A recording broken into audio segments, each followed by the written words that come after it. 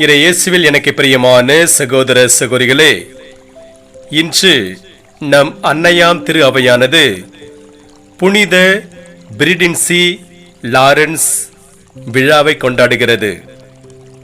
1559 ஆண்டு ஜூலை 22 நாள் ஒரு பணக்கார பெற்றோருக்கு இத்தாலியிலுள்ள கடற்கரை துறைமுகமான நேபிள்ஸ் நகரிலிருந்து அதிக தொலைவில்லாத ஒரு ஊரில் ஜூலியோ சீசா ருசோ என்பவர் பிறந்தார். அவர் சிறுவனாக இருந்தபோதே அவருடைய பெற்றோர் காலமாயினர். இதனால் குருவாக இருந்த அவரது மாமாவுடன் வசிக்கத் தொடங்கினார். 16 வயது ஆனபோது எளிமையை குறிக்கோளாக கொண்ட பிரான்சிஸ்கன் சபையில் ஒரு கிளையான கப்புச்சின் சபையில் ஒரு இளங்குருவாக சேர்ந்து லாரன்ஸ் என்ற பெயரை ஏற்றுக்கொண்டார். பழங்கால மற்றும் இக்கால மொழிகளில் புலமை பெற்று விளங்கினார். விவிலியத்தை அதன் மூல மொழியில் கற்று அதில் சரளமாக போதிக்க புலமை பெற்றார். லாரன்ஸ் எபிரேய மொழியில் புலமை பெற்று விளங்கியதை அறிந்த 8வது கிளமெண்ட் திருத்தந்தை யூதர்களை மனம் திருப்பும் பணியில் இவரை ஈடுபடுத்தினார்.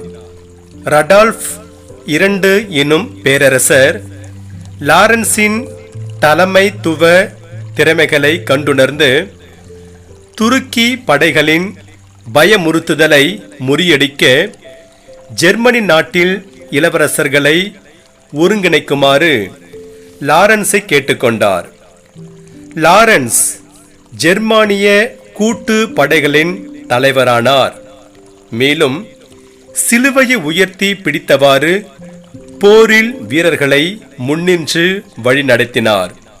அந்த படையெடுப்பில் அவரது பங்களிப்பு ஒரு தீர்க்கமான வெற்றியை பெற்று தந்ததாக கருதப்படுகிறது. லாரன்ஸ் தனது 59வது வயதில் அமைதியான ஜெப வாழ்வுக்கான ஓய்வு பெற்றார். ஆனால் ஒரு வருடத்திற்கு பின் அவர் ஸ்பெயின் நாட்டுக்கு செல்லுமாறு பணிக்கப்பட்டார். மேலும் நேபாள்ஸ் நாட்டில் தொந்தரவு கொடுக்க தொடங்கும் ஸ்பானிய தூதரை மாற்றுவதற்கு பிலிப் அரசரை சம்மதிக்க செய்ய ஸ்பெயின் நாட்டுக்கு அனுப்பப்பட்டார். லாரன்ஸ் அதில் வெற்றி கண்டார். ஆனால் திரும்பும் வழியில் அவர் உயிர் நீத்தார். அவர் ஒரு நாட்டின் தூதராகவும் தனிமத குருவாகவும் இருந்தாலும் லாரன்ஸுக்கு விவிலிய படிப்பிலும் போதிப்பதிலுமே அதிக நாட்டம் இருந்தது. அவர் 9 தொகுப்புகள் கொண்ட விவிலிய போதனை பொழிவும் விளக்க உரைகளும் வெளியிட்டார். அவரது விவிலிய பாண்டித்துவத்தை கருத்தில் கொண்டு 23ஆம் யோவான் திருத்தந்தை 1959 ஆண்டு அவரை திருச்சபையின் தத்துவ இயல் ஞானியாக அறிவித்தார். ஜெபம். அன்பு தந்தையே, இறைவா, நான் என்ன செய்ய வேண்டுமென்று நீர் விரும்புகிறீரோ நான் அதனை முழுமையாக செய்ய முயற்சிப்பேன். உம்முடைய அருட்பொழிவை நான் ஒரு பெரும் சொத்தாக மதிக்கிறேன். மேலும் உமக்கெதிராக குற்றம் செய்யாமல் இருக்க நான் உம்மை வேண்டுகிறேன்.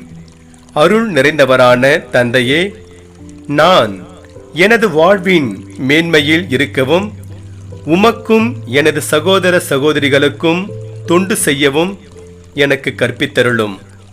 உமது கொடைகளுக்கு நான் என்றும் நன்றி உள்ளவனாக இருப்பேன். லாரன்ஸை போல திருநூல்களை கற்பதற்கு நிறைய அறிஞர்கள் தங்கள் வாழ்நாளை அர்ப்பணித்திருந்தார்கள். 1880 ஆண்டு தொடங்கப்பட்டதும் அட்லாண்டாவை தலைமையிடமாகவும் கொண்ட விவிலிய இலக்கிய சபை உலகம் முழுவதும் உள்ள 80,000 விவிலிய மற்றும் மறையியல் அறிஞர்கள் ஒன்று கூடும் இடமாக திகழ்கிறது. தலைப்புகள் பலவகைப்பட்டதும் கீழ்கண்டவற்றை உள்ளடக்கிறதும் ஆகும். தேர்ந்தெடுக்கப்பட்ட விவிலிய புத்தகங்களும் உரையாடல் பகுதிகளும், விவிலிய சார்ந்த அகழ்வாராய்ச்சி பொருட்களும் செய்திகளும், ஆசிரியர்களுக்கும் மாணவர்களுக்கும் மத்திய தரை உலக பகுதியிலுள்ள மக்களுக்கும் வள ஆதாரம் தருவது. புண்ணிய பூமியில் அகழ்வாராய்ச்சி மேற்கொள்ளும் ஆராய்ச்சியாளரிடமிருந்து விவிலிய பகுதிகளுக்கு பொருள் காணுதல். கடவுளுடைய உலகை அதிகமாக புரிந்து கொள்ள உதவுபவர்களுக்காக ஜெபித்தலும்.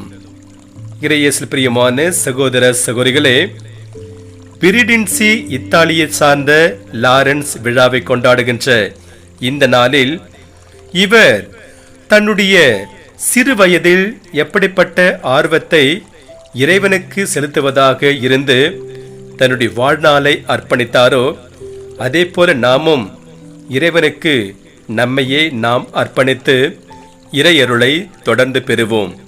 இறைவன் உங்கள் அனைவரையும் நிறைவாக ஆசீர்வதிப்பாராக. ஆமீன்.